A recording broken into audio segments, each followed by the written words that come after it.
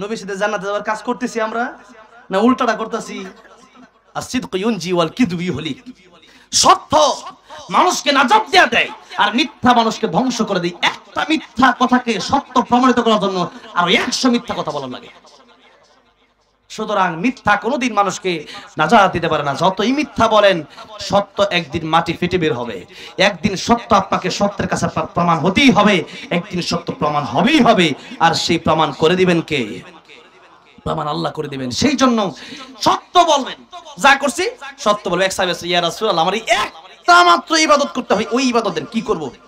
নবীজি বলেন, তুমি মিথ্যা কথা ছেড়ে দাও, আর যা করো করে মিথ্যা কথা ছেড়ে দাও, কিন্তু আমার কাছে হিসাব দিতে হবে। এখন মদ খাইতে যাবে, তখন চিন্তা করে নবীজির কাছে হিসাব জিজ্ঞাসা করে, মদ খাইছো? এই কথাটা কেমনে নবীজির কাছে বলবো যে ইয়া রাসূলুল্লাহ মদ খাইছি? আমি কেমনে বলবো? দেখেন, একটা চিন্তা যদি থাকে যে কিভাবে যাব। ছোটবেলায় আমি যখন 2010 সালে হাফেজ হলাম, 2010 সালের পরে 2011-12 সালে ওই রকম হবে, প্রায় আরো 12-14 বছর আগে ঘটনা। তখন আমাকে কয়েকজন লোক, আমার কয়েকজন বন্ধু বান্ধব এক বিয়েতে লয়ে গেছে। লয়ে গিয়ে কয় যে আমরা সবাই মদ খামো, তুইও খাবি আয়। আমি, তোরা খাইতে পারো, আমি হাফেজ কোরআন হইছি, আমি জানি তোরা তো মদ খাবি, তোদের চিন্তা নাই, পরকালের আযাবের ভয় তোদের না থাকতে পারে, কিন্তু আমার পরকালের আযাবের ভয় আছে, আমার আল্লাহর ভয় আছে। আল্লাহর কাছে আমি কি হিসাব দেব? এই জন্য আমি মদ পান করবো না, তোরা সব খা। আমি গেলাম, কারণ আমার ভিতরে কার ভয় আছে? আমার ভিতরে কার ভয় আছে? আর কিয়ামতের ময়দানে যে একটা হিসাব দিতে হবে, এই ভয়টা আমার আছে। যদি এই ভয় কারণ না থাকে, অনেকজন বলে যে পরকালে তোমার কিন্তু হিসাব দিতে হবে, আমার টেড়া মাই রেখেছো, দূর রাখতো আর পরকাল। আমরা মনে করি যে পরকাল তো এটা কবে, আরো কতদিন বাঁচমু। অনেকে তো বিয়ে শাদী করি নাই, অনেকে পোলাপান হয় নাই, দাদা হই নাই, কত এরপরে তো বকের ভালো যাব। আল্লাহ, এই চিন্তা আপনার আমার মনে ঠিক না? কিন্তু আল্লাহ রাব্বুল আলামিন কোরআন শরীফে সূরা তাহা স্পষ্ট ঘোষণা করে বলে দিলেন, ইন্নাস সাআতা আতিয়াতুন আকাদু উখফিহা লিতুজজা কুল্লু নাফসিন বিমা তাসআ। ইন্নাস সাআতা, নিশ্চয় কিয়ামত আতিয়াতুন আসবে, আকাদু উখফিহা, আর এই কিয়ামত আমি আল্লাহ গোপন করে রেখে দিলাম। এবার স্যার ব্যাখ্যায় নবী বলেন, মান মাতা ফাকাদ কামাত কিয়ামাতুহু, মানুষের মরণ এটাও তার একটা কিয়ামত। এটাকে বলা হয় কিয়ামতে সুগরা। আরেকটা হলো কিয়ামতে কুবরা, যেদিন পৃথিবী ধ্বংস হয়ে যাবে আর মানুষ যেদিন নিজে মানুষ যেদিন মরে যায়, ওটা তার ব্যক্তিগত কিয়ামত হয়ে যায়। এক হাদিসে আসছে, আল কবরু রাউযাতুম মির রিয়াজিল জান্নাহ আও হুফরাতুম মিন হুফারিন নার। কবর কারোর জন্য জান্নাতের বাগান, আর কারোর জন্য জাহান্নামের গর্ত। তাই আপনি আমি যদি চিন্তা করি যে মরবো তো আর কতদিন পরে, এখন আর এত কিছু, এত পরে পরকাল না। আল্লাহ বলছেন আকাদু উখফিহা, আমি একটা গোপন রাখছি, কখন যে তোমার কাছে মালাকুল মাউত যাবে তুমি জানো না। যখন আমরা জানি, আচ্ছা আমি যখন ওয়াজ করতে বসছি, আমি যে এখান থেকে শেষ করে পরের যে মাহফিলটা যাই তার বকছি, এটা কি আমি জানি? জানি না। আচ্ছা এক পর্দা যাওয়া পরের কথা, এখানে আমরা যারা বসছি উঠটা খালি তার মুখ, এই গ্যারান্টিটা আছে? ফিরোজ শাহী গান গেছিল, 1 মিনিটের নাই ভরসা, সাঙ্গ হবে রং তামাশা, দম ফুরাইলে বন্ধু চক্ষু বুঝিলে। গান গাইতেছে 1 মিনিটের নাই ভরসা, কইতে কইতে হ্যাঁ নিজে স্টেজে শেষ। হ্যাঁ, আমি একবার ওই যে শহীদ বুদ্ধিজীবীতে একটা মাহফিল ছিল অনেক আগে, তখন এই যে শহীদ বুদ্ধিজীবীর মাঝে তখন দেখলাম যে অনেক কবর তো জিয়ারত করা যায়, জিয়ারত করে আস্তে আস্তে একবারে শেষ মিনিট দেখি মানে লেখা এলো, এই সেই বিখ্যাত গানের শিল্পী যেই ফিরোজ শাহী, 1 মিনিটের নাই ভরসা। তা আমি বললাম, আল্লাহ, এটি তো সেই লোক যার ওয়াজ আমি করি, যার কথা আমি বলি। দেখেন 1 মিনিটের নাই ভরসা কইতে কইতে স্টেজে শেষ।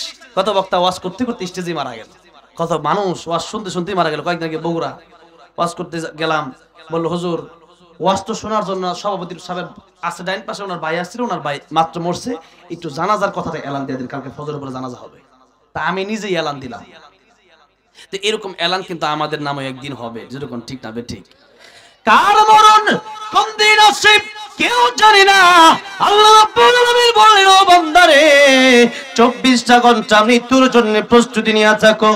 ইদা جاء أجلهم لا يستأخرون ساعة ولا يستقدمون মরণের সময় যখন হয়ে যাবে মালাকুল মাউত এক সেকেন্ড আগেও যাবে না এক সেকেন্ড পরেও যাবে না নির্দিষ্ট সময় তোমার মরণ হয়ে যাবে ও বান্দারে আর কার কোন দিন মরণ হয়ে যায় ও পৃথিবীর মানুষ তোমরা কেউ জানো না সুতরাং মৃত্যুর প্রস্তুতি নিতে তোমরা দেরি করবা না 24টা ঘন্টায় মৃত্যুর জন্য তোমরা প্রস্তুতি নিয়ে থাকবা তওবা অবস্থায় থাকবা গুনাহমুক্ত অবস্থায় থাকবা বান্দা যেন কোনো হক না পায় বান্দার হক পরিশোধ করে দেবা কারণ কার মরণ কোন দিন আসে আমরা কেউ জানি না এজন্য কবি বলেছেন আমার মরণ আসিবে কখন কেউ তো জানে না বলেন আমার মরণ আসিবে কখন আমি মরে গেলে আমায় তোমরা ভুইলা যাইও না আমি মরে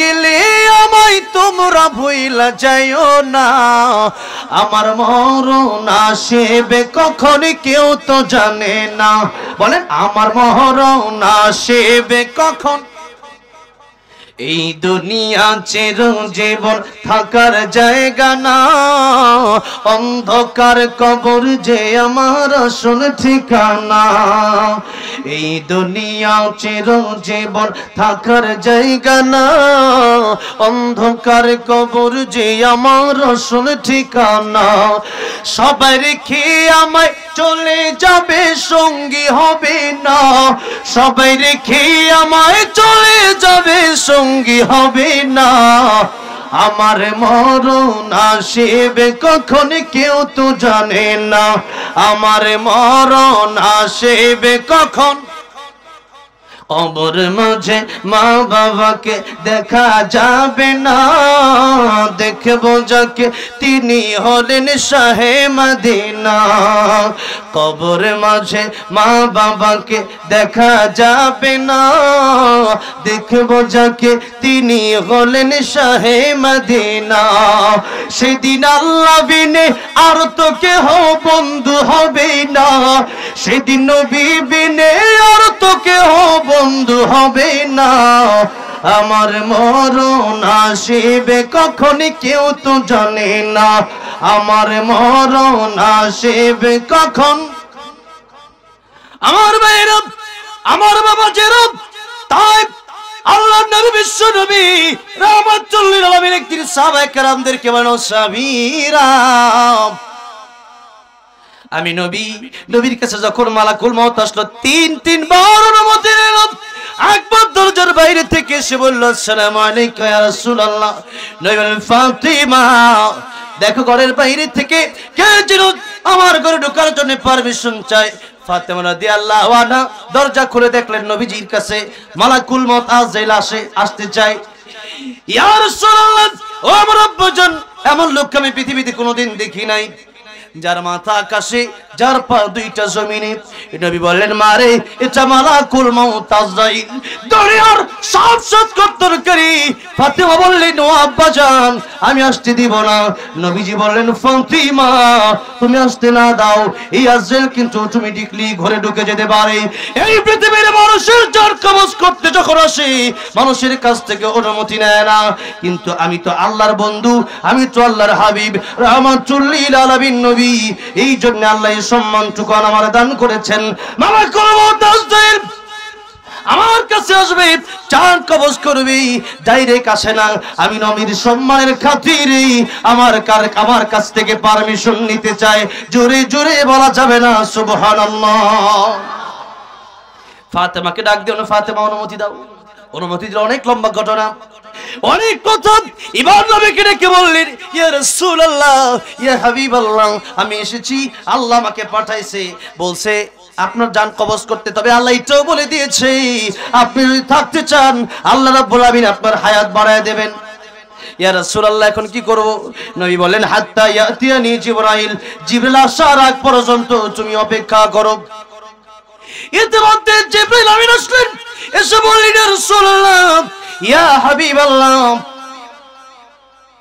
আমি এসেছি আপনি আমাকে খুঁজেছেন নবী বলেন জিবরাইল আমি যাব কি যাব না তুমি বলো জিবরাইল ডেকে বললেন একটা কোরআন শরীফের একখানা আয়াত কারিমা তেলাওয়াত করে শোনায় দিলেন, ইন্নাকা মাইয়িতুন ওয়া ইন্নাহুম মাইয়িতুন।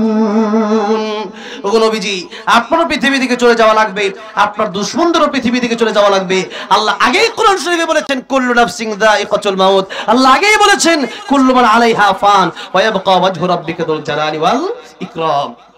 পৃথিবীর সবাইকে চলে যেতে হবে, মরতে হবেই। মরণ থেকে কেউ বাঁচতে পারবে না, মালাকুল মাউত আজরাইলও বাঁচতে পারবে না। মালাকুল মাউত আজরাইল কেউ, আল্লাহ বলবেন ও মালাকুল মাউত এখন আর কে বাকি আছে? মালাকুল মাউত আল্লাহ তুমি আর আমি। আল্লাহ বলবেন আমি বেঁচে থাকার অধিকার রাখি, তুমি রাখো না, তুমি মাখলুক, আমি আল্লাহ খালেক, কুল্লু মান আলাইহা ফান। আল্লাহ আগেই বলেছিলেন। তাই মালাকুল মাউতকে আল্লাহ বলবেন, অর্ডার করবেন, আদেশ দিবেন, মুত ইয়া মালাকাল মাউত, আমর সিরামুত, বলেন মরে যাও। মালাকুল মাউত একটা চিৎকার মারবে, ওই চিৎকার যদি দুনিয়ার কোনো মানুষ শুনতো মানুষ মরে যেত, কোনো পশু পাখি যদি শুনতো পশু পাখি মরে যেত, এত জোরে চিৎকার দেবে সেদিন মালাকুল মাউত আজরাইল শেষ। আল্লাহ রাব্বুল আলামিন একাই সেদিন রাজত্ব করবেন। আল্লাহ রাব্বুল আলামিন বলবেন লিমানিল মুলকুল ইয়াউম লিল্লাহিল ওয়াহিদিল কাহ্হার। আল্লাহ বলবেন আজকে রাজত্ব কার? সেদিন রাজত্ব কার হবে? এখন রাজত্ব কার? কিন্তু আল্লাহ মাঝে মধ্যে এক এক দেশের প্রেসিডেন্ট একজনকে বানায়, কিছু কিছু ক্ষমতার মালিক আল্লাহ বানায়। আল্লাহ দেখতে চাই সে ক্ষমতা পায় কি করে, সে কি আসলে ক্ষমতার মানে ঠিক মতো ব্যবহার করে না অপব্যবহার করে। আল্লাহ সেটা দেখার জন্য মাঝে মধ্যে, কিন্তু দুনিয়ার মানুষেরা একটু ক্ষমতা পায়া আল্লাহর বিরোধিতা শুরু করে দেয়। আল্লাহ সেদিন বলে ফেরাউন কিন্তু মরে রিসত কই, এখন কথা কও তুই না খুদা। আল্লাহ একা একা সেদিন কথা বলবে, যেরকম সুবহান আল্লাহ সেদিন একা একা কথা বলবে, বলবে আজকে রাজত্ব কার? ও দুনিয়ার বড় বড় পাহাড় গুলো কোথায়? সেই পাহাড় দুনিয়ার, ও সূর্য কোথায়? চন্দ্র কোথায়? বড় বড় গাছগুলা কোথায়? দুনিয়ার বড় বড় জালেম বাচ্চারা তোর আজকে কোথায়? তোদের রাজত্ব আজকে কোথায়? প্রকৃতপক্ষে রাজত্বের মালিক, ক্ষমতার মালিক তো একজন। তাবারাকাল্লাযী বিয়াদিহিল মুলকু ওয়া হুয়া আলা কুল্লি শাইইন কাদির। আল্লাহ বলেন যা কিছু সবকিছুর ক্ষমতা আমি আল্লাহর হাতে। কার হাতে? আল্লাহর হাতে। তাই ক্ষমতার মালিক আল্লাহ, মালিক হচ্ছেন আল্লাহ, আমরা হচ্ছে আল্লাহর গোলাম। আমরা কি আল্লাহর কি গোলাম? তাই আল্লাহর গোলামি আমাদের করতে হবে।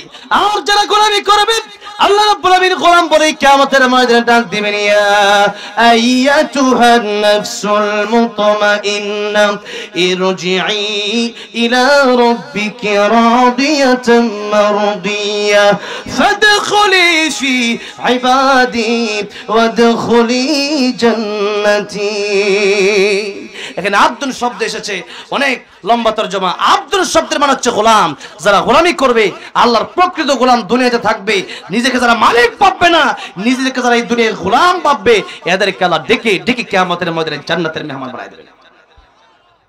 আপনি যখন আমি নামাজ পড়বো না, আপনার লস হবে। আপনি যখন নামাজ পড়বো তাহলে কি আল্লাহ লাভ হবে না আপনারই লাভ হবে? আমাদেরই লাভ হবে। আমার ভাইরা, আমার বাবাজিরা, এবার বলে কোন মত বলে রাসূলুল্লাহ আমি এসেছি আপনাকে নিতে। জিবরাইল বললেন, ইয়া রাসূলুল্লাহ, ইয়া হাবিবাল্লাহ, আপনাকে, আপনি মরণশীল, সবাই মরণশীল, যেতে হবে। কেবলমাত্র আল্লাহ মরবে না, সবাই মরবে। ইয়া রাসূলুল্লাহ, আল্লাহ রাব্বুল আলামিন আপনাকে দেখার জন্য কাছে থেকে আল্লাহ রাব্বুল আলামিন আপনার সাথে মুলাকাতের জন্য অপেক্ষা করতেছে। আল্লাহু আকবার বলে, তাদের ইন্তজার করতেছে। আল্লাহ আপনার অপেক্ষায় আছে। আপনি যাওয়াটাই ভালো, মানে যেতে তো হবেই, এখন যাওয়াটাই ভালো। কারণ আর দুনিয়া সিজনুল মুমিন ওয়া জান্নাতুল কাফির, এই দুনিয়া মুমিনের জন্য জেলখানা, আর কাফিরের জন্য দুনিয়াটা হলো আরামের জায়গা, বালাখানা। ঠিক না? আমি ঠিক জোরে কম। তাই ইয়া রাসূলুল্লাহ, ইয়া হাবিবাল্লাহ, ইয়া হাবিবাল্লাহ, আমি আপনাকে যে কথাটা বলি সেটা হলো যে আপনি গেলেই ভালো। ইয়া রাসূলুল্লাহ, ইয়া হাবিবাল্লাহ, আপনি যদি চলে যান তাহলে পরকালে আপনার জন্য নাজ নিয়ামত অপেক্ষা করতেছে, আপনার জন্য জান্নাত অপেক্ষা করতেছে। নবীজি এবার চোখের পানি ছেড়ে কাঁদতেছে। জিবরাইল কে বলে, ইয়া রাসূলুল্লাহ, কাঁদেন কেন? আয়েশার জন্য নাকি ফাতেমার জন্য নাকি হাসান হুসাইনের জন্য নবী ডেকে বলেন, আমি কান্দি আমার গুনাহগার উম্মতের জন্য। মন আমার কাঁদে রে, প্রাণ আমার কাঁদে রে, যেতে সোনার মদিনায়, যেই মদিনা ধন্য হলো পেয়ে তব ঠিকানা। মন আমার কাঁদে রে, প্রাণ আমার কাঁদে রে, যেতে সোনার মদিনা। আল্লাহ কবুল করেন, জোরে বলেন আমিন। আমার ভাইরা, আমার বাবাজিরা, সেই নবীজি মরণের সময় উম্মতের কথা চিন্তা করলো, আর এই উম্মত আজকে নবীকে ভুলে গিয়া নায়ক নায়িকাকে আদর্শ বানালো, মডেল বানালো। আমার ভাইরা, আমার বাবাজিরা, যে কথা বলছিলাম, আমার নবী বিশ্বনবী রাহমাতুল্লিল আলামিনের কাছে দ্বিতীয়বার অনুমতি নিল। এবার অনেক কথা হলো, জিবরাইলের সাথে তৃতীয়বার মালাকুল মউত আবার অনুমতি নিল। এই তিনবার নবীজির মরণের আগে মালাকুল মউত নবীর কাছ থেকে অনুমতি নিয়েছে কয়বার? তিনবার। সেই নবী বলতেছেন, ও সাবিরা, আমি রাহমাতুল আলামিন, যদিও আমি রাহমাতুল আলামিন, কিন্তু আমি এই গ্যারান্টি তোমাদেরকে দিতে পারি না। কোন গ্যারান্টি? যে আমি নবী নামাজের পরে ডান দিকে সালাম ফিরাইয়া বাম দিকে সালাম ফিরাবো, এই গ্যারান্টিটুকু আমি তোমাদেরকে দিতে পারি না। নবী যদি নিজের জীবনের গ্যারান্টি না দিতে পারেন, আল্লাহর পরে যার সম্মান, আল্লাহর পরে যার মর্যাদা, আল্লাহর পরে যার এই সম্মান, যেই নবীর কোনো গুনাহ নাই, মাসুম নবী, সেই নবী বলতেছেন যে আমি তোমাদেরকে জীবনের কোনো গ্যারান্টি দিতে পারি না। নামাজের পরে ডান দিকে সালাম ফিরাইয়া বাম দিকে সালাম ফিরাবো, এতটুকু নিশ্চয়তা আমি দিতে পারি না। আর আমি আপনি বসে আছি আগামী রমজান মাসে ভালো হওয়ার জন্য, বিয়ের পরে ভালো হওয়ার জন্য, আগামী এক সপ্তাহ পর থেকে নামাজ পড়বো, এই চিন্তায় আমরা বসে আছি। যেরকম ঠিক না ঠিক? তাই আল্লাহ রাব্বুল আমিন বলতেছেন, মরণের ব্যাপারটা আমি আল্লাহ রাব্বুল আমিন তোমাদেরকে বানালাম না, 24টা ঘন্টা মৃত্যুর জন্য তোমরা অপেক্ষা করো। আমার ভাইরা, আমার বাবাজিরা, তাই বলতেছিলাম, আজেবাজে গীবত না করে, মিথ্যা কথা না বলে সত্যের দিকে ধাবিত হন। সত্য মানুষকে মুক্তি দিতে পারে। আবু বকর সিদ্দিক রাদিয়াল্লাহু আনহু বলেন, ইয়া রাসূলুল্লাহ, ইয়া হাবিবাল্লাহ, আপনিও বলেছেন আমি আবু বকর ছিলাম, আপনি উপাধি দিয়েছেন সিদ্দিক, আপনি বলেছেন আমি চিরন্তর সত্যবাদী।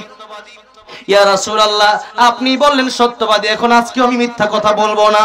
মনে আছে আপনাদের কথা? সেই কথা এখন থেকে থাপ্পড় দিছে যে। এবার নবীজি বললেন, ও আবু বকর, আলহামদুলিল্লাহ, লিল্লাহি তাকবীর। আজকে হ্যাঁ আসছে অলরেডি, এখনই চলে আসবেন, হুজুরকে নিয়ে আসেন ইনশাআল্লাহ। হুজুর এখনই চলে আসবেন। আমি হুজুর আসার আগে আর একটা কথা বলবো, এক দুটা গজলের মানে আব্দুল আছে, সেই গজল গাবো।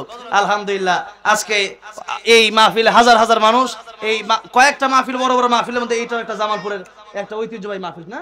আলহামদুলিল্লাহ, আমি তো ভাবি না যে এত মানুষ হবে আজকে। আলহামদুলিল্লাহ, হাজার হাজার মানুষ এসেছেন। তবে এই মানুষের আবদার আমাকে রাখার দরকার, যেরকম ঠিক না ঠিক?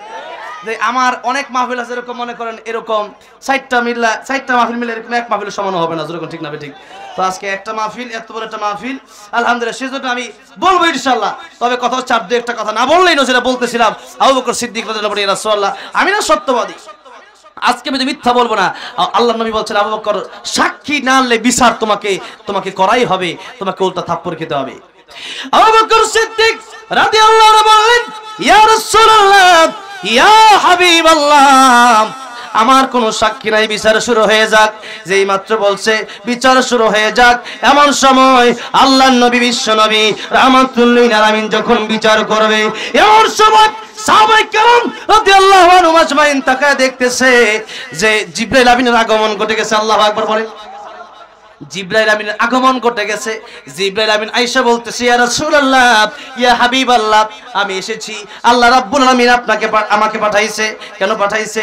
আল্লাহ রাব্বুল আলামিন আমাকে পাঠাইছে কোরআনের একটা আয়াত দিয়া, লাকাদ সামিআ আল্লাহু কাওলাল্লাযীনা ক্বালু ইন্নাল্লাহা ফাকীরুন ওয়া নাহনু আগনিয়া। ইয়া রাসূলুল্লাহ, আবু বকরের বিচার তো আপনি করবেন, দুনিয়ার কোনো সাক্ষী নাই এজন্য। আর আল্লাহ রাব্বুল আলামিন বলেছেন, কোরআনের আয়াত ডাইরেক্ট নাজিল করেছেন, কোরআনের আয়াত এটা, যেরকম সুবহানাল্লাহ, সূরা আলে ইমরানের সেই আয়াত আল্লাহ নাজিল করে দিয়ে বললেন, আমার নবীর কাছে গিয়া বলো, আবু বকরের এই যে বলেছে, এই যে ইহুদি গালি দিয়েছে, এই কথাগুলো সম্পূর্ণ ঘটনাটা আমি আল্লাহ নিজেই সচক্ষে দেখছি, যেরকম সুবহানাল্লাহ। আমার নবীকে গিয়া বলবেন, আমার নবী সাক্ষী চেয়েছে, দুনিয়ার মানুষের সাক্ষী, দরকার নাই, দুনিয়ার মানুষের সাক্ষীর আর কতটুকু দাম? আমার নবী কি গিয়া বলবা আবু বকর যেই কথা বলেছে আর ইহুদি যেই কথা বলেছে, ইহুদি মিথ্যা বলেছে, আবু বকর সিদ্দিক সত্য বলেছে। আবু বকর সিদ্দিকের বেলায় দুনিয়ার কোনো সাক্ষীর প্রয়োজন নাই। আবু বকর সিদ্দিকের বেলায় আমার আল্লাহ রাব্বুল আলামিন নিজেই সাক্ষী হয়ে গেছে। আবু বকর সিদ্দিক রাদিয়াল্লাহু সাক্ষী আমার আল্লাহ হয়ে গেছে। আমার ভাইরা, আমরা যে কথা বলতেছিলাম যে আল্লাহ রাসূল সাল্লাল্লাহু আলাইহি ওয়াসাল্লামের বিরুদ্ধে যখন কথা বলা হবে তখন আমরা চুপ করে বসে থাকলে হবে, কারণ আল্লাহর নবীকে আমাদের জীবনের চাইতে বেশি ভালোবাসতে হবে। তাই নবী যে বলেছেন লা ইউমিনু আহাদুকুম হাত্তা কুনা হাব্বা ইলাইহি মিন ওয়ালিদিহি ওয়া ওয়ালাদিহি ওয়ান নাসি আজমাইন। নবীজি বলেছেন আমার উম্মতেরা রে, ততক্ষণ পর্যন্ত তোমরা পরিপূর্ণ ঈমানদার হতে পারবা না যতক্ষণ পর্যন্ত তোমাদের মা বাবা, তোমাদের স্ত্রী, তোমাদের সন্তান, তাম পৃথিবীর সবকিছুর চাইতে বেশি যতক্ষণ পর্যন্ত আমি নবীকে ভালোবাসতে পারবা না ততক্ষণ পর্যন্ত তোমরা পরিপূর্ণ ঈমানদার হতে পারবা না। এই জন্য নিজের জীবনের চাইতে বেশি আমার নবীকে ভালোবাসার দরকার আছে না নাই? আর নবী যে বলতেছেন মান হাব্বা সুন্নতি ফাকাদ হাব্বানি ওয়া মান হাব্বানি কানা মাই ফিল জান্নাহ। আমাকে ভালোবাসবা কেমনে? আমার আদর্শ অনুসরণ করো, মিথ্যা কথা ছেড়ে দাও, নামাজি হও। নবীজির জীবনের শেষ কথা ছিল নামাজ। কি ছিল? নামাজ। নামাজ পড়ো, আমি নবীর সুন্নাত তোমরা পালন করো, হারাম ছেড়ে দাও, হালাল খাও, তোমরা অশ্লীলতা বন্ধ করে দাও। আমি নবী যেইভাবে বললাম ওইভাবে তোমরা চলো। নবীজি জীবনে চলে যাওয়ার আগে বলেছিলেন তারাকতু ফীকুম আমরাইন লান তাদিল্লু মা তামাসসাকতুম বিহিমা কিতাবাল্লাহি ওয়া সুন্নাত রাসূলিহি। দুইটা জিনিস তোমরা ছেড়ে দিবা না, তাহলে তোমরা ঠিক থাকবে, তোমরা ধ্বংস হবে না। এক নম্বর কোরআন শরীফ, কিতাব আল্লাহ, কোরআন শরীফ। দুই নম্বর সুন্নাত রাসূলিহি, নবীর সুন্নাত। এখন নবীর সুন্নাত যদি আপনি মানতে চান তাহলে সুদ খাওয়া যাবে, ঘুষ খাওয়া যাবে। নবীজি সুদ ঘুষ খাইছে, অন্যের হক মেরে খাইছে? খায় নাই। নবীজি মানুষের বাড়িতে কাজ করে খেয়েছে, এরপরেও নবীজি হারাম খায় নাই। একদিন নবীজি দেখতেছেন ফাতিমার ঘরে খাবার নাই। ফাতেমা সাইয়্যিদাতুন নিসাই আহলিল জান্নাহ, তিনি জান্নাতি যুবতীদের সর্দারনি। আর জান্নাতি যুবকদের সর্দার হাসান আল হুসাইন সাইয়্যিদা শাবাবি আহলিল জান্নাহ। হাসান হোসেন হলো জান্নাতের যুবকদের সর্দার। জান্নাতের যুবকদের সর্দার আর সর্দারনি কারো পেটে খাওয়ার নাই। অবস্থাটা দেখেন, জান্নাতের সর্দার সর্দারি কারা হইছে, আর আমরা খাইতে খাইতে আমাদের অবস্থা খারাপ। এরপরও গরিব মানুষের দুইটা টিয়া দিতে কষ্ট লাগে। যেরকম ঠিক না ভাই? ঠিক। মাদ্রাসা জানা চাইলে পারে সিরা টিয়াটা দেয়, আর 5টা কয়েনের পকেটে ভালো লাগতেছে এইটা দেয়। 100 টাকা নোটা দিতে অনেক কষ্ট লাগে। যেরকম ঠিক না ভাই? ঠিক। আল্লাহ আমার ভাইয়ের, আমার বাবা যেরকম নবীজি দেখলেন ফাতিমার ঘরে খাবার নাই, নবীজি চিন্তা করলেন আমার মেয়ে ফাতিমার ঘরে খাবার নাই, হাসান হোসেনের পেটে খাবার নাই। আর নবীজি হাসান হোসেনকে খুব ভালোবাসতেন, বুঝেন না? হুসেনকে ইয়া রাসূলুল্লাহ আমি ঘোড়ার মধ্যে উঠবো। নবীকে ঘোড়া তো আমার লাগে নাই, কারণ আমি উঠমুই। নবী কয় ঠিক আছে আমি ঘোড়া হইলাম, তুমি আমার পিঠে উঠো। যেরকম সুবহানাল্লাহ। এবার হুসেন কয় ঘোড়া যে লাগাম থাকে টানে যে এটা কই? নবীজি চুল ছিল বাবরি চুল, লিমা জুম্মা ওয়াফরা, এই পর্যন্ত চুল ছিল। তো নবীজি চুল ছিল, নবীজি কয় যে আমার তো চুলগুলো একটু বড় বড়, এই চুল ধরে তুমি টানো, এটাই লাগাম। যেরকম সুবহানাল্লাহ। ভালো কম বাঁচতো না বেশি বাঁচতো? বেশি বাঁচতো। এবার নবীজি যেই মাত্র দেখলো ফাতেমার ঘরে খাবার নাই, হাসান হোসেনের ঘরে খাবার নাই, নবীজি নিজেই এবার কাজ করার জন্য ইহুদির বাড়িতে চলে গেল। উহুদ পাহাড়ের পাশে খেজুরের বাগান। গিয়া বলে ইহুদি চাচা আপনি ক্ষেতের ভিতরে পাড়ি দেন। আপনার নিজের ক্ষেত? বলে আমার নিজের ক্ষেত। আপনি মালিক? আমি মালিক। আপনি মালিক, আপনি ক্ষেতের ভিতরে পাড়ি দেন, কোনো কাজের লোক নাই? না। তাহলে কাজের লোক দরকার আছে? আছে। কেডা হবে? আমি কাজ করতে চাই। যেরকম সুবহানাল্লাহ। রাহমাতুল লিল আলামিন নবী, সেই নবীর কথা বলতেছি। নবী বলতেছে যে আমি আপনার খেতে কাম করতে চাই। আল্লাহু আকবার কইতেন না জোরে? না ফকর বলে লয়ে যান, বাইক দিয়ে পরে কইেন, বউ তো হইনা লাইব। জোরে কোন সুবহানাল্লাহ। নবীজি বলতেছে আমি কাজ করতে চাই তোমার খেতে। আর আমরা মনে করি যে হালাল খাই, এটা মনে হয় যে খুব মানে সুবিধা না, মানে আমার মনে হয় আমার সম্মানটা মনে হয়। না না, আপনি যদি হালাল খান তাহলে আপনি প্রকৃত নবীর আশেক, প্রকৃত নবীর উম্মত, আপনি দামি মানুষ। আর যারা হারাম খায়, পাঁচতলা বাড়ি থাকলেও সবচেয়ে অদম, সবচেয়ে নালায়েক, সবচেয়ে বোকা ওই লোক। যেরকম ঠিক না বেশি?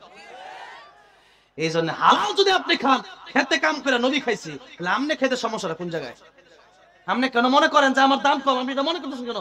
নবীজি যদি খেত কাম করে খায়া, নবীজি যদি রহমতুল আলামিন হতে পারে, তাহলে আপনি নবীর উম্মত হয়ে কেন খেতে কাম করতে পারবেন না? দুনিয়ায় দুনিয়া নবী ওয়াসাদ দুনিয়া মাসজাতুল আখিরাহ, দুনিয়া তোমাদের কাজের জায়গা। দুনিয়াতে কাজ করবা, পরকালে ফলাফল পাবা। কোথায় কাজ করলে? দুনিয়ায় কাজ করলে পরকালে কি পাওয়া যাবে? ফলাফল পাওয়া যাবে। আমার ভাইরা বাবাজিরা, তাই এবার নবী বলেন আমি আপনার খেতে কাজ করতে চাই। ইহুদি বলল খেতে যদি কাজ করতে চাও, এই যে কুয়ার মধ্যে পানি আছে, এই যে বালতি আছে, নাও বালতি, কুয়া থেকে পানি উঠায় উঠায় খেজুর বাগানে দাও। নবীজি খেজুর বাগানে এক এক বালতি করে কয়েক বালতি পানি দিছে। 5টা খেজুর নবী রাইনা দিচ্ছে। নবীর সাথে ছিল আনাস বিন মালিক রাদিয়াল্লাহু আনহু, নবীর খাদেম। নবীজির ইনসাফ কতটুকু, নবী 5টা খেজুর থেকে 2.5টা নবী খাইছে, আর 2.5টা আনাস ইবনে মালিককে দিয়ে দিছে। 2.5টা, এমন না যে আমি 3টা খাই আর তুমি 2টা খাও, এমন না। নবী নিজে 2.5টা খাইলেন আর 2.5টা দিলেন আনাস ইবনে মালিককে। আনাস রাদিয়াল্লাহু বলেন তখন আমার বয়স 11-12 বছর বয়স। ভাইরা আমার, বাবাজিরা আমার, নবীজি এবার কাজ আবার শুরু করলেন। এক এক বালতি করে খেজুর বাগানে পানি দিতে দিতে নবীজির একটু সময় হাত থেকে রশি ছেড়ে বালতিটা পড়ে গেছে কুয়ার ভিতরে, কারণ এতদিন পুরাতন রশি হয়ে গেছে। না 10 5 মিনিট 1 মিনিট আমি এখানে আলোচনা করব। আমি সময় এত গুরুত্ব দেই, 10টা 30-এ পরে শেষ করার সময় ছিল, এখানে 35। আমি কিন্তু এইভাবে বলতেছি কেন, আমি আগেই যখন শুরু করেছি তখনই বলে নিছি। এই জন্য আমি কিন্তু শেষ করে দেব। তো আপনারা অন্য গজল টজল দিন, কারণ আমি কিন্তু আমার মাহফিল একটা আছে এখন, এবং এইভাবেই বলা। আমি টাইম এত মেনটেন করি। টাইম আমি প্রথমে হচ্ছে ওয়ালা আসর, সময়ের কসম। আল্লাহ কাটছেন, কি কাটছে? টাইম যে বলি ওভাবেই আমি বলি। আমি তো আসলে 8টা থেকে 9টা পর্যন্ত করবো, তখন আরিফ ভাই বলছেন না 9:30 পর্যন্ত করলে ভালো হবে। সেই ক্ষেত্রে এখন আমাকে দিবেন আর আমি করবো, কোনদিন সম্ভব না। আমি যেভাবে বলি সেইভাবেই আমি কাজ করি, সেজন্য ওভাবেই মনে রাখতে হবে। নবীজি এবার বলেন, নবীজি কাজ করতে করতে বালতিটা পুড়ে গেছে কুয়ার ভিতরে। ইহুদি বলল যে বালতি পড়ছে, আমি তো এতদিন ধরে পানি দেয়, আমার হাত থেকে বালতি পড়লো, তোমার হাতে বালতি পড়লো কেমনে? এত জানে না যে রহমাতুল আলামিন নবী।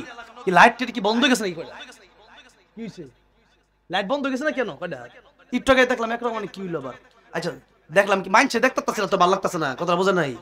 এত মানুষ না দেখতে পারলে ভালো লাগে?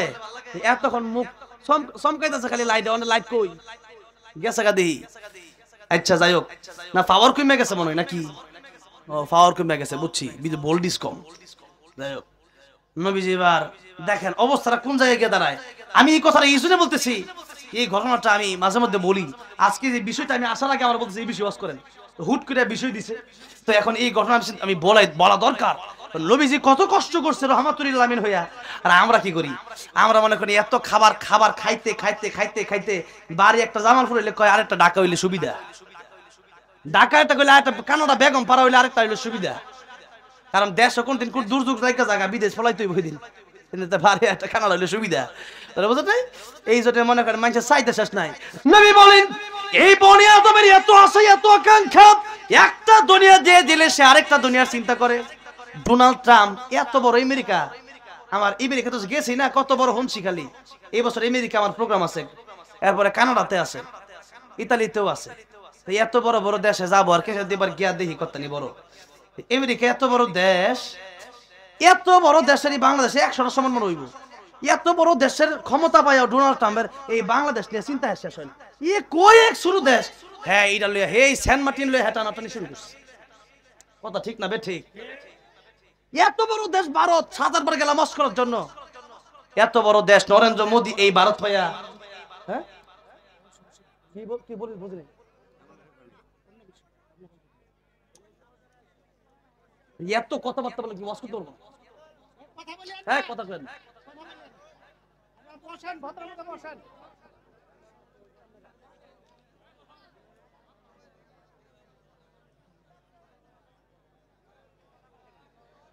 এখানে দিচ্ছেন যেন প্রধান বক্তা যেন কোন রাজনীতির পক্ষে কথা না বলে। রাজনীতির থাক না, না বলবে ঠিক আছে, এটা আমরা তো বুঝি কোনটা না বলার কিছু না।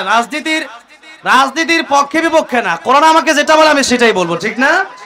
কোরআন যেটা বলে না ওইটা আমি বলবো না, কোনো সমস্যা নেই। আমি বুঝতেছি হাজার হাজার মানুষ এই মাহফিলে আপনারা উপস্থিত হয়েছেন। অবশ্যই আমরা তো, আমার এই স্টেজের বয়স 14 বছর, তো 14 বছর স্টেজের বয়স, মানে আমি সর্বপ্রথম কোরআন শরীফ তেলাওয়াত করতে করতে স্টেজটাই আমি আসছি, জাতীয় পর্যায়ে পুরস্কার পেয়ে। এরপরে আস্তে আস্তে কোরআনের কথা বলছি, কোনো সমস্যা নাই, এটা ব্যাপার না, যাক দিছে, কোনো সমস্যা না। আমি এত কথা বলতে চাই, রাজনীতির পক্ষে বিপক্ষে কোনো সমস্যা না, রাজনীতি আমাদেরকে করতে হবে না? যেহেতু আমার নবী রাজনীতি করেছেন, আবু বকর সিদ্দিক রাজনীতি করেছেন, ওমর রাদিয়াল্লাহু রাজনীতি করেছেন, ওসমান রাদিয়াল্লাহু রাজনীতি করেছেন, সেই খেলাফতের রাজনীতি আমরা কায়েম করতে চাই না? করতে চাই।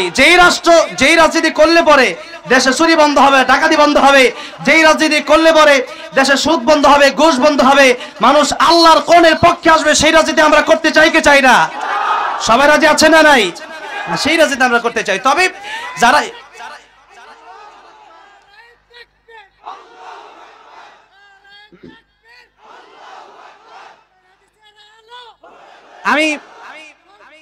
আমি দেখেন, আমি খুব ঠান্ডা কথাই এতক্ষণ বলতেছি। আমি কিন্তু আসলে আমি জানি এক একটা মাহফিলের সিস্টেম, আমি বুঝি একটা মাহফিলের সৌন্দর্য নষ্ট আমি কখনো চাই না, আমি কোনোভাবে মানে সেই কথাগুলো বলতে চাই না। কিন্তু কথা হচ্ছে, এই যে ভারতের কথা বললাম, ভারত আমাদের শত্রু না, ভারতকে আমরা শত্রু মনে করি না, কারণ ভারতের মাটি তো আল্লাহ বানাইছে, ঠিক না? কিন্তু কথা হচ্ছে, আমিও তো ভারতে ওয়াজ করার জন্য অনেকবার গেছি, সেখানে লক্ষ লক্ষ মানুষ আমার ওয়াজ শোনার জন্য তারা এসেছে। সুতরাং ভারতের সাথে আমাদের কোনো সম্পর্ক নষ্ট করার কোনো কারণ নাই। কারণ হচ্ছে একটাই, ভারতে ক্ষমতা পায়া যারা আমার দেশ নিয়ে টানাটানি করতে চায়, যারা ইসলাম নিয়ে টানাটানি করতে চায়, যারা কোরআন নিয়ে টানাটানি করতে চায়, এদের সাথে আমাদের কোনো সম্পর্ক নাই, থাকতে পারে না। ভারতের সাথে আমাদের সম্পর্ক আছে, থাকবে। আমি গত বছরও ভারতে ওয়াজ করার জন্য গিয়েছিলাম, এই বছর আমি যেতে পারছি না। আমাদের সাথে সম্পর্ক নষ্ট করছে তারা, আমরা সম্পর্ক নষ্ট করতে চাই নাই। এই জন্য আমি যে কথা বলতে চেয়েছিলাম যে আপনারা ভারত পেয়েছেন, ভারত নিয়ে থাকেন, সাবধান বাংলাদেশ নিয়ে টানাটানি করবেন না। আমাদের যেমন আমরা ইসলামকে ভালোবাসি, নবীজি দেশকে ভালোবেসেছেন, আমরাও দেশকে ভালোবাসি, ঠিক না ঠিক? সুতরাং দেশকে ভালোবাসা এটা ইমানের ভিতরে আছে, এটা আমাদের ইমান। দেশের জন্য প্রকৃতভাবে কোন মুসলিম যদি যুদ্ধ করতে গিয়ে মারা যায়, সেও কি হবে? শহীদ হবে। এই জন্য দেশকে আমরা ভালোবাসি, সেই জন্য দেশের পক্ষেও আমাদের কথা বলতে হবে। আমি যেরকম একজন আলেম, আমি যেরকম একজন তাফসীর কারক, আমি যেরকম একজন কোরআনের ধারক বাহক, ঠিক তেমনি ভাবে আমার আরেকটা পরিচয় আছে, সেই পরিচয় হলো আমি বাংলাদেশী, ঠিক না ঠিক? সুতরাং ইসলাম রক্ষার জন্য যেরকম আমরা জীবন দিতে প্রস্তুত, এই দেশের প্রত্যেকটা ইঞ্চি ইঞ্চি মাটি রক্ষা করার জন্য কারা জীবন দিতে রাজি আছেন? হাত দেখতে চাই। ভাইরা আমার, বাবাজি হাত নামান। আমি প্রধান বক্তা আসতেছেন, আমি চাচ্ছি যে হুজুর আসলেই, গোলাম রব্বানী সাহেব হুজুর আসলেই আমি কথা শেষ করব। আমি বলতেছিলাম বিশ্বনবীর জীবনী থেকে, যে বিশ্বনবী রাহমাতুল লিল আলামিন তিনি বলেছেন, বনি আদমের জীবনে আশা আকাঙ্ক্ষার যেন শেষ নাই। আসলেই তো বাস্তবতা, আমরা যত টাকা পয়সা আমাদের হয়, আমাদের আরো চাহিদা থাকে কি থাকে না? সেই কথার উদাহরণ দিতে গিয়ে বলছিলাম যে এই পৃথিবীতে কত ক্ষমতাধররা আজকে ক্ষমতা পেয়েছে বড় বড় দেশের, আমাদের ছোট্ট একটা বাংলাদেশ, আমরা মুসলিমরা ভাই ভাই, আমাদের কয়েকদিন আগে হিন্দুদেরকেও আমি সেই ঠাকুরগাঁয়ে কম্বল বিতরণ করে এসেছি। আমাদের তো এমন না, বিভিন্ন জায়গায় সিলেটে ত্রাণ দিয়েছি, ফিলিতে আমি ত্রাণ দিয়েছি, সেখানে যাওয়ার পরে হিন্দু মুসলিম ভেদাভেদ রাখি নাই, সবাইকেই ত্রাণ দেওয়ার চেষ্টা করেছি, সবাইকেই উপহার দেওয়ার চেষ্টা করেছি। তাহলে আমরা মিলেমিশে চলতে চাই, কিন্তু আমাদের এই সম্পর্কের ভিতরে যারা ফাটল ধরাতে আসবে, এদেরকে কিন্তু ছাড় দেওয়া হবে না, ঠিক না? এই সম্পর্ক যেন আমরা ঠিক রাখতে পারি, সেই জন্য আমরা চেষ্টা করে যাব। এই যে বাংলাদেশ, এই দেশটা আমাদের একেবারে ছোট্ট একটা দেশ, মানচিত্রের লেখার মতো জায়গাটা নাই, ঠিক না ঠিক বলেন? এত ছোট একটা দেশ নিয়ে আপনাদের মাথা কামানোর কি দরকার? এই জন্য আমি বলতে চাই, দেশের একজন নাগরিক হিসাবে আমাদের এই এতটুকু দায়িত্ব আছে যে দেশটা কিভাবে সুন্দর হবে, দেশটা কিভাবে চাঁদাবাজ মুক্ত হবে, এই দেশটা কিভাবে দুর্নীতি মুক্ত হবে, এই কথা বলার অধিকার আমাদেরও আছে না নাই? এটাই হলো বাক স্বাধীনতা, বলতে হবে। এরপরে আপনার যদি ভালো লাগে মানবেন, না ভালো লাগলে দরকার নাই, সেই কথা আমাকে বলতে হবে। এজন্য বলার সময় আমাদেরকে খুব হিসাব কিতাব করে কথা বলা দরকার। আমার ভাইরা, আমার বাবাজিরা, বলতেছিলাম আল্লাহর নবী বিশ্ব নবী রাহমাতুল লিল আলামিন তিনি কষ্ট করেছেন। তিনার জীবনের শেষে তিনি যখন চলে যাবেন পৃথিবী থেকে, ডাক দিলেন আয়েশা, আম্মা জান আয়েশাকে ডাক দিলেন, আয়েশা আমার ঘরে 6টা স্বর্ণের টুকরা আছে, এই 6টা স্বর্ণের টুকরা কোথায়? আম্মা জান আয়েশা রাদিয়াল্লাহু আনহা বলেন, ইয়া রাসূলুল্লাহ, এই স্বর্ণের টুকরাগুলো আমি যত্ন করে রেখে দিয়েছি। নবীজি বলেন, আয়েশা এই স্বর্ণের টুকরাগুলো আমি নবী পৃথিবী থেকে বিদায় হয়ে যাব, এই স্বর্ণের মালিক আমি থাকবো এই অবস্থায় আমি যেতে চাই না, বরং আমার মৃত্যুর আগে আগেই তুমি স্বর্ণের টুকরাগুলো সদকা করে দাও। জোরে বলেন সুবহানাল্লাহ। নবীজি বলেন 6টা স্বর্ণের টুকরার মালিক থাকা অবস্থায় আমি যেতে চাই না। আমরা জীবনের দুনিয়াতে সব রেখে যেতে চাই, কিছু দান করে যেতে চাই। নবীজি বলেন 6টা স্বর্ণের টুকরা আছে, এটাও আমি রাখতে চাই না। নবীজি এত কষ্ট করে আমাদেরকে কি শিক্ষা দিলেন যে এই দুনিয়া কষ্টের জায়গা। এই দুনিয়া কিসের জায়গা? কষ্টের জায়গা। এই জন্য এই দুনিয়াতে আমাদের কষ্ট করতে হবে, আমাদের লোভ লালসা থেকে আমাদেরকে বিরত থাকতে হবে, অনেক আশা আকাঙ্ক্ষা থেকে দুনিয়ার আশা আকাঙ্ক্ষা না করে পরকালে আমাদের জান্নাতের আশা করতে হবে। দুনিয়ার আশা আকাঙ্ক্ষা যতই করবেন, পানির ভিতরে যতই ভাবে মুষ্টি করে ধরবেন, পানি থাকবে হাতে? পানি ভাবে খামসাবেন, সাগরের পানি আপনার হাতে থাকবে? সব পানি কিন্তু সিপা দিয়ে পড়ে যাবে। যেরকম ঠিক না ঠিক? ঠিক তেমনি ভাবে দুনিয়া আপনি যতই ধরে রাখতে চাইবেন, দুনিয়ার টাকা পয়সা ক্ষমতা থাকবে না, একদিন আপনাকে চলেই যেতে হবে। টাকার কোনো সিস্টেম নাই, করলে না। আরে হ্যাঁ ফান। আল্লাহ রাব্বুল আলামিন আমাদেরকে বোঝার তৌফিক দান করেন। জোরে বলেন আমিন। আল্লাহ রাব্বুল আলামিন আমাদেরকে পরকালীন জীবনের চিন্তা নিয়ে আর দুনিয়া মাজরাতুল আখিরা, এই দুনিয়াতে ভালো ভালো কাজগুলো করে যাওয়ার তৌফিক দান করেন। জোরে আমিন। ভালো কাজ মানে, আমি প্রায় সময় বলি, ভালো কাজ মানে আপনি মানে নামাজ রোজা করলেন, তাতেই কিন্তু ভালো কাজ শেষ না। তাতেই ভালো কাজ শেষ, তাতেই ভালো কাজ শেষ না। আইনুদ্দিন আল আজাদ রাহমাতুল্লাহ আলাইহি বলেছিলেন, মসজিদের কোণে বসে জিকির যত করোই কষে, মসজিদের কোণে বসে জিকির যত করোই কষে, এভাবে যায় না পাওয়া আল্লাহকে। কি হবে বেঁচে থেকে অযথা বিদ্যা শিখে, যদি না গড়তে পারি শোষণবিহীন সমাজটাকে। কি হবে বেঁচে থেকে, ঠিক কি না? কি হবে আলেম হয়ে ইমাম সেজে সমাজেতে, বড় যদি সত্য কথা উচ্চ সুরে না বলিতে। চাকরির ভয় করো যদি ছেড়ে দাও ওই না গদি, চাকরির ভয় করো যদি ছেড়ে দাও ওই না গদি। কি হবে ধোঁকা দিয়ে আল্লাহকে, কি হবে ধোঁকা দিয়ে আল্লাহকে। কি হবে বেঁচে থেকে অযথা বিদ্যা শিখে, যদি না গড়তে পারি শোষণবিহীন সমাজটাকে। কি হবে বেঁচে থেকে, ঠিক কি না ভাইরা আমার, বাবাজিরা আমার? অনেক লম্বা করতে চেয়েছিলাম, আজকে আর লম্বা করব না। আজকে এই পর্যন্তই। যেই কথা বলতে চাইলাম যে নবীর জীবনে রাহমাতুল লিল আলামিন নবী হয়ে নবী কষ্ট করলেন, আর আমাদের জীবনে শুধু আমরা দুনিয়াতে সুখ শান্তি খুঁজি। তাই ইন্নাল আবরার লাফি নাঈম ওয়া ইন্নাল ফুজ্জার লাফি জাহিম। পরকালীন জীবনে আমাদের সুন্দর জীবন, যেই জীবন অনন্তকালের জীবন হবে, ফারিকুন ফিল জান্নাতি ওয়া ফারিকুন ফিস সাঈর। আল্লাহ কিয়ামতের ময়দানে দুটি দলে মানুষকে বিভক্ত করবেন, একটা হলো জান্নাতি, আরেকটা জাহান্নামী। নেক কাজ যারা করবে এরা যাবে জান্নাতে, আর মন্দ কাজ যারা করবে এরা যাবে জাহান্নামে। তো মন্দ কাজ আর নেক কাজ, কোনটা ভালো কাজ কোনটা খারাপ কাজ, এগুলো তো আমরা বুঝি না? আমরা বুঝি, কারণ আল্লাহ বলেছেন লাহুম কুলুবুল লা ইয়াফকাহুনা বিহা ওয়া লাহুম আ'য়ুনুন লা ইবসিরুনা বিহা ওয়া লাহুম আযানুন লা ইয়াসমাউনা বিহা উলাইকা কাল আনআমি বাল হুম আদাল। আল্লাহ বলেছেন মানুষকে আমি আল্লাহ কলব দিয়েছি বুঝার জন্য, তাহলে তোমার বুঝতে হবে। আপনি যদি বুঝেও না বোঝার বান ধরেন, তাহলে আপনাকে আমার বোঝানোর মতো কোনো ক্ষমতা নেই। মানে একটা মানুষ যদি ঘুমায় থাকে, তাহলে আপনি তার ডাক দিলে সে উঠবে, ঠিক না? কিন্তু একজন মানুষ যদি ঘুমের বান ধরে, সারাদিন ডাকলে উঠবে না, ঠিক না ভাই? ঠিক বলেন।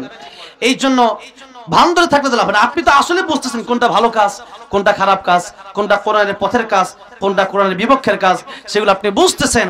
এরপরে আবু যারা বান ধরতেছেন, তাহলে আপনাকে বোঝানোর কোনো ভাষা আমার নাই। আল্লাহ বলতেছেন যারা কোরআন শরীফ বুঝলো না, দুনিয়া সব বুঝলো, ব্যবসা বুঝলো, বাণিজ্য বলো, ক্ষমতা বুঝলো, সব বুঝলো, তারা দুনিয়ার শৌখিনতা দুনিয়ার আরামে সব বুঝলো, কিন্তু কোরআন বুঝলো না। আল্লাহ বলেন কাল আনআমি বাল হুম আদাল, এরা কুকুরের চেয়ে নিকৃষ্ট। এই জন্য আমরা যেন প্রকৃতপক্ষে কোরআন শিখি, রাসূল সাল্লাল্লাহু আলাইহি ওয়াসাল্লাম আদর্শ মেনে আমরা যেন কবরে যেতে পারি। বলুন আমিন। ওয়া আখিরু দাওয়ানা আলহামদুলিল্লাহি রাব্বিল আলামিন। একটু মানে সভাপতি সাহেব বলছে, অনেক অত্যন্ত হাসি খুশি মানুষ তিনি আমাকে বলেন একটা ও মদিনার মাটির গজলটা গাওয়ার জন্য। এই গজল গাওয়ার পরে আল্লাহ আমার মদিনা যাওয়ার তৌফিক দিয়েছে। কথাটা বুঝছেন? গাইবো পর্যন্ত চাইছিলাম, কিন্তু গোলাম রাব্বানী ভাইকে আমি খুব ভালোবাসি, তাই এতক্ষণ ধরে বসে আছি আর কি। কথাটা বুঝতে পারছেন? তাহলে কারণ আমি উঠে গেলে একটু পরিবেশটা নষ্ট হবে, মানে একজন বক্তা মাঝখানে না থাকলে। এই জন্য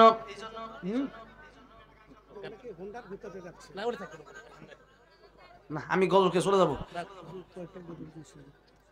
এই কয়েকটা দিন লাভ কি? আমি তো গজল আগে বলে 9:30 টাইম পার গেছে, 1 ঘন্টা এমনি ওয়াজ করি। আর এনে যে দৌড়ে আইছি, এই মাহফিলটা অনেক রিকোয়েস্টের পর আরিফ ভাই পরে রাখছি, এটা রাখার চেষ্টা করছিলাম। আল্লামা সাইদি রহমাতুল্লাহ আলাইহি গজল। এরপরে মদিনার মাটির দেখি ও এত গজল গাওয়া যাবে না, এক কলি গাই। ও মদিনার মাটি রে সকল সুখ বুঝি তোর কপালে, ও মদিনা রে তোর বুকে আমার নবী, যার লাগে পাগল সবই, যার তরে হইল সৃষ্টি ত্রিভুবন। কাঁদি আমি সারাক্ষণে, কখন যাব সেখানে, সহে না আর পরাণে। ও মদিনার মাটি রে সকল সুখ বুঝি তোর কপালে, ও মদিনা রে পাখি যদি হতাম আমি, উড়ে উড়ে যেতাম আমি, থাকতো না মনে কোনো যন্ত্রণা। দেহে নাই পাখায় আমার, সাথে নাই টাকায় আমার, কেমনে কেমনে যাব সেখানে। ও মদিনার মাটি রে সকল সুখ বুঝি তোর কপালে। আল্লাহ সবাইকে বারবার মক্কা মদিনা যাওয়ার তৌফিক দান করেন। আজকের মাহফিলকে কবুল করেন। আসসালামু আলাইকুম ওয়া রাহমাতুল্লাহি ওয়া বারাকাতুহু।